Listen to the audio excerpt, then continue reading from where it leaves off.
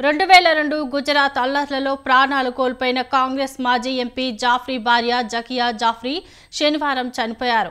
అహ్మదాబాద్లోని ఆమె సోదరి ఇంట్లో చనిపోయినట్లు జాఫ్రీ కుమారుడు తన్వీర్ తెలిపారు. శనివారం ఉదయం కుటుంబ సభ్యులతో గడిపిందని, కాసేపటి అసౌకర్యం అనిపిస్తుందని చెప్పడంతో వైద్యుడిని ఇంటికి పిలిపించామని చెప్పారు. ఆయన వచ్చేసరికి జకియా జాఫ్రీ చనిపోయిందని తెలిపారు.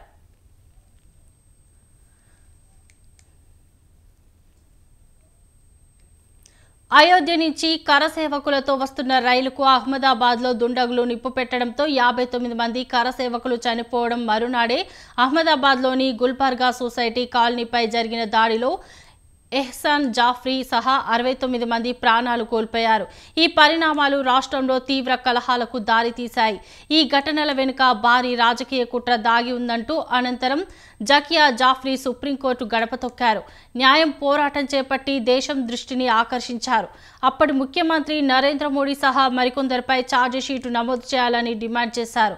అల్లర్లను అదుపు చేసేందుకు పోలీసు బలగాలు చాలినంతగా లేరనే విషయం తెలిసి కూడా ఆయన ప్రభుత్వం సైన్యాన్ని మోహరించడంలో ఆలస్యం చేసిందని వాదించారు.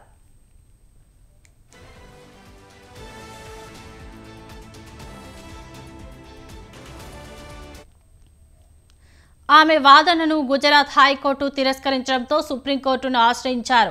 ఆమె ఆరోపణలపై విచారణకు సుప్రీం ఆదేశాలతో 2008లో సిట్ ఏర్పాటైంది. 2012లో సిట్ నివేదిక ఇవ్వడంతో సుప్రీంకోర్టు కేసును మూసివేసింది. మోడీ సహా మరో 62 మందికి క్లీన్ చిట్ ఇచ్చింది. దీనిని సవాల్ చేస్తూ ఆమె తిరిగి మెట్రోపాలిటన్ కోర్టుకు, తర్వాత గుజరాత్ హైకోర్టుకు వెళ్లారు. ఫలితం దక్కలేదంటూ చివరికి మళ్లీ సుప్రీంకోర్టుకు వచ్చారు. చివరికి జకియా జాఫ్రీ వాదనల్లో పసలేదంటూ సుప్రీంకోర్టు 2022లో ఆమె ఆర్జీని కొట్టివేసింది.